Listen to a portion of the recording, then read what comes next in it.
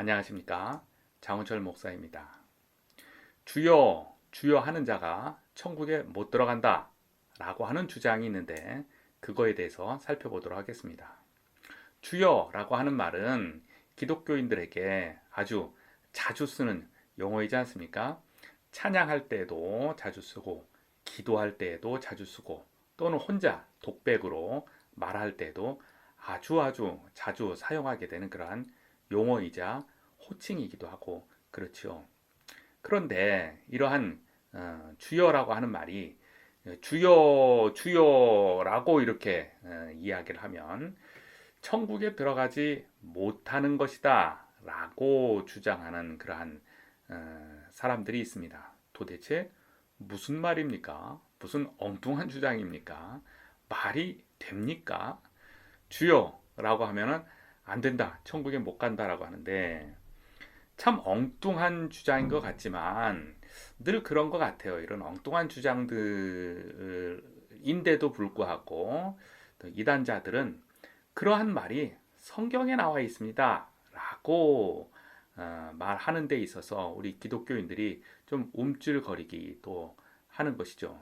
성경에 나와 있다는데 그래요? 라고 하는 거죠. 그러면 자, 지금 오늘 이야기하려고 하는 주여 주여 하는 자마다 천국에 들어가지 못한다.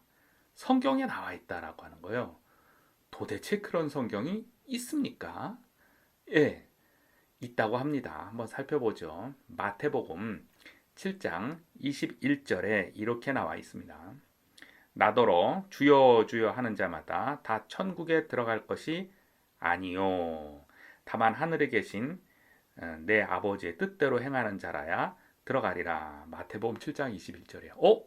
이걸 읽어보니까 이거 어떡하죠? 기독교인들이 순간 경직될 수도 있어요. 성경에 이런 게 있네? 그러니까 성경 있는 글자 그대로 액면 그대로 하면 주여 주여 하는 자마다 천국에 들어가지 못한다? 그러면 우리가 그동안에 교회에서나 집에서나 찬양할 때나 기도할 때나 흔히 얘기했던 말을 했던 주여 하는 것은 다 어떻게 된 겁니까? 천국에 들어가지 못한 행동들을 우리가 그동안에 그렇게 한 걸까요? 도대체 어떻게 해야 하나요? 성경에 그렇게 나와 있다고 하는데 우리가 당황하지 않을 수가 없는 것이죠. 자, 이제 해결해 봅시다. 하나하나마다 해결해 봅시다. 주여 주여 하는 자마다 천국에 들어가지 못한다 라고 하는 주장과 그것을 마치 뒷받침해 주는 것 같은 마태복음 7장 21절에 딱 어울리는 성경 구절이 있습니다. 뭐냐 하면 사도행전 2장 21절 말씀인데요. 다음과 같습니다. 누구든지 주의 이름을 부르는 자는 구원을 얻으리라. 아까 구절은 뭐였어요? 주여 주여 하는 자마다 천국에 다 들어가지 못할 것이요 라고 하는 것 때문에 그들이 우리 이단자들이 우리 기독교인을 성경 말씀을 가지고 공격하지 않습니까? 그러니까 기독교인들 당신들 주여 주여 하는 거 다 천국에 못 들어가는 행동입니다 라고 공격을 해야 되는 거예요. 거기에 딱 어울리는 말씀 한 구절을 찾아내 본다면 선뜻 이것이 떠오른 것입니다. 누구든지 주의 이름을 부르는 자는 구원을 받으리라. 예, 주의 이름을 주여라고 주님의 이름을 부르는 자는 뭐예요? 구원을 받게 된다라고 하는 것이죠. 물론 이 구절조차도 그냥 겉모양으로 주여라고 그냥 사탕발림처럼 말만 한다고 해서 다 구원을 받는다 그런 의미는 아니겠지요. 그러나 아까 마태복음 7장 21절을 곡해한 자들을 향하여서 한마디 해줄 수 있는 멋진 성경 구절이지 않겠습니까? 누구든지 주의 이름을 부르는 자는 구원을 받으리라 라고 하는 것입니다. 자, 이제 조금 더 구체적으로 한 번 더 해결해 보도록 하죠. 마태복음 7장 21절에 관해서 많은 경우의 문제는 문맥을 고려하지 않고 읽었기 때문에 그렇습니다. 성경은 마치 법조문과 같이 몇 조 이렇게 해서 한 구절 가지고 죄가 있다 없다 뭘 판단하고 그런 개념의 성경이 아니죠. 성경은 이야기책입니다. 이야기책은 달락달락달락 이야기의 흐름에 따라서 이야기 내용이 나오는 것이죠. 그래서 반드시 성경은 문맥, 문장의 흐름에 따라서 구절 구절을 단어 단어를 이해해야만 실수하지 않고 올바르게 성경을 접근할 수 있는 것입니다. 자, 마태복음 7장 21절, 아까 주여 주여 하는 자마다 천국에 들어가지 못한다라고 하는 그 구절을 이해하기 위해서 그 구절이 포함되어 있는 아래 위에 단락을 한번 정해서 한번 읽어보도록 하겠습니다. 제가 정해봤을 때는 마태복음 7장 15절서부터 27절까지, 그러니까 그 사이에 21절이 들어있잖아요. 그러니까 15절서부터 27절까지를 한번 살펴보므로 21절이 어떤 의미를 갖고 있는지를 조금 더 깊이 있게 살펴볼 수가 있을 것입니다. 죄송합니다. 15절, 7장 15절을 보면 거짓 선지자를 삼가라 라고 하는 말로 시작을 합니다. 그죠? 화면에는 이렇게 내용이 길어서 다 담지는 못하는데 군데군데 중요한 구절만 한번 읽어보겠습니다. 15절, 거짓 선지자들을 삼가해라 라고 하는 말이고, 계속해서 양의 옷을 입고 너희에게 나오나 속에는 노력하는 일이다. 이게 거짓 선지자들이라는 거죠. 양의 옷을 입었지만 속에는 늑대와 같은, 이리와 같은 자들의 모습, 그들을 삼가하라, 조심하라라는 얘기예요.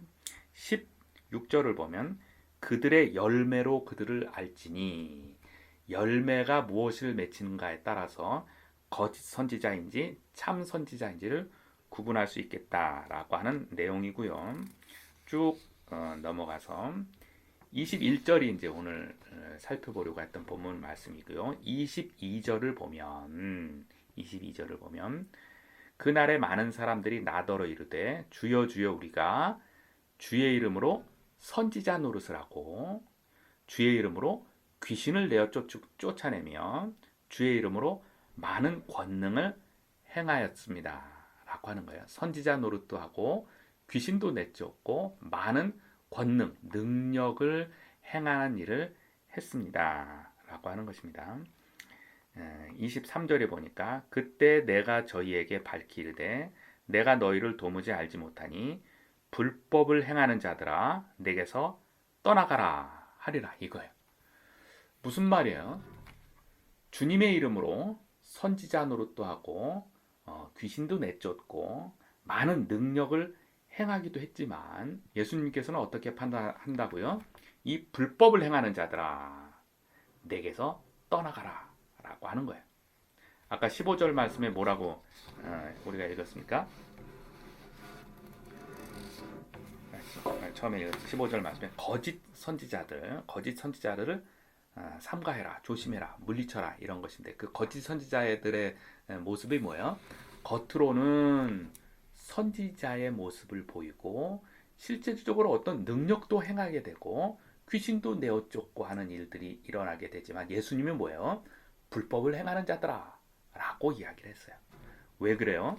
24절에 보니까 너희가 내 말을 듣고 행하지 아니한다 라고 이야기를 했고, 21절 후반부에 보니까 아버지의 뜻대로 행하지 아니한다 라는 거예요. 다시 한번 정리를 해보면 선지자 노릇을 하지만 또 실질적으로 어떤 능력도 행하기는 하지만 하나님의 말씀대로 행하지 아니하는 것, 아버지의 뜻대로 행하지 아니하는 것, 그것을 거짓 선지자들이라고 이야기를 하는 것입니다. 겉모양은 신앙인인 것 같지만, 참 신앙인인 것 같지만 실질적으로 속 모양은, 행하는 모습은 거짓된 자들의 모습을 고발하는 내용입니다. 그들이 주여 주여 하는 것들, 그러한 거짓 선지자들이 주여 주여 주님이시여 뭐 이렇게 이야기하는 것들, 그런 것들을 고발하는 겁니다. 그렇게 이야기하는 자 다 천국에 들어가지 못한다라고 하는 이야기죠. 우리가 이런 부분들을 아주 굉장히 곱씹어 봐야 되겠죠. 거룩한 모양을 띠고 있지만 개인이나 어떤 소그룹이나 단체나 교회나 가정이나 어떠한 모습들도 다 마찬가지예요. 거룩한 모습을 띠고 있지만 사실상 그 안에서는 불법을 행하는 자들의 모습이 나타나는 거죠. 거짓된 모습들이 나타나는 거죠. 그 안에서 성추행이 일어났고, 그 안에서 교회에서 일하는 자들의 임금 체불이 일어났고, 또 말로는 섬기는 자다, 종이다라고 하는데 실질적으로는 정말 아랫사람 대하기를 정말 좀 심한 모습들, 인격을 모독하는 그러한 심한 모습들, 그런 것들이 적지 않게 일어나는 것이죠. 요즘 우리 사회에 회자되는 흔한 말이 하나 있잖아요. 내로남불. 정말 자신은 정말 거룩한 모습으로 비춰지는 것처럼 보이지만 실질적으로는 그렇지 않은 모습들, 그런 게 정말 많이 있지 않습니까? 그러한 것들에 대해서 고발하는 것, 주여주여 하는 자마다 다 천국에 들어가지 못한다라고 하는 그런 모습입니다. 아까 15절이 그랬고요. 16절에서는 그러면 거짓 선지자와 참된 선지자를 어떻게 구분할 것인가에 대해서 16절에서는 그들의 열매를 보고 알지니라 라고 그렇게 얘기했어요. 열매를 보고. 어떤 열매를 말하는 것일까요? 그것이 아까 얘기했던 아버지의 뜻대로 행하는 것이냐, 하나님의 말씀대로 행하는 것이냐, 뭐 이렇게 봤을 때의 열매들을 우리가 구분해 볼 수가 있겠죠. 그 열매들을 조금 더 우리가 살펴본다면 아까 문맥을 통해서 봐야 한다고 하지 않습니까? 그래서 7장 21절을 문맥을 잡아서 15절서부터 27절까지 해서 한번 살펴봤는데요. 문맥을 조금 더 크게 넓혀 볼 수가 있어요. 7장 마태복음 7장 1절에서부터 마태복음 5장 5, 6, 7장을 다 한번 살펴본다면 좋을 것 같아요. 5장 마태복음 5장 1절에서는 예수님께서 제자들과 함께 산에 올라가신다라고 하는 장면이 나오고요. 8장 1절에서는 이제 산에서 내려오시는 모습이 나옵니다. 그러니까 5장, 6장, 7장이 산에 올라가셔서 예수님께서 하시는 말씀이 됩니다. 우리는 이것을 흔히 산상수훈, 산에서 말씀해 주시는 예수님의 교훈 말씀이라고 이렇게 부르기도 하죠. 그래서 5장, 6장, 7장, 마태복음 5, 6, 7장을 산상수훈이라고 합니다. 산상수훈 5장 첫 번째 메시지는 우리가 흔히 알고 있는 팔복이라고 하는 내용이 나옵니다. 복 있는 자는 하면서 이렇게 나오는 것이죠. 팔복, 복 있는 자는의 그 헬라어의 첫 번째 단어는 마카리오이라고 하는 말입니다. 그것은 복되도다라고 하는 선언의 말씀입니다. 그러니까 복 있는 자는에서 어떤 조건문인 것처럼 비춰주는 성경 구절으로 보일 수 있는데요. 그 조건문이 아니라 복 있는 자는 여러분 복됩니다. 복되도다. 마카리오이라고 하는 말로 선언에서부터 시작합니다. 어떤 자가 복된 자입니까? 예수님의 말씀을 따르는 자들, 예수님의 말씀 앞에 엎드리는 자들이 이미 복된 자라고 하는 선언에서부터 시작을 합니다. 그래서 그 복된 자들의 8가지의 복들이 나오는 것이 이제 소위 우리가 팔복이라고 하는 것이죠. 어찌 보면은 그 복된 자들이 갖게 되는 8가지의 복된 모습들, 그것이 우리가 알고 있는 열매의 마태복음 7장 21절에 해당하는 열매의 모습이겠다 싶습니다. 그런 팔복의 내용들을 묵상해 보시면서 열매를 맺는 자, 그래서 거짓 선지자가 아닌 참된 선지자가 되는 자, 그러한 모습으로 우리가 살아야 되겠죠.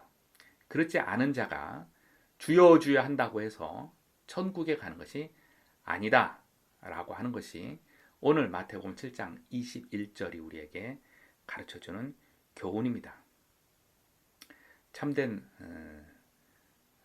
선지자의 모습으로 참된 열매를 맺는 모습으로 참된 예수님의 제자의 모습으로 한날 한날 기쁘고 즐겁고 평화롭게 살아가야겠죠. 그렇게 살아갑시다. 오늘 말씀은 여기서 마치겠습니다.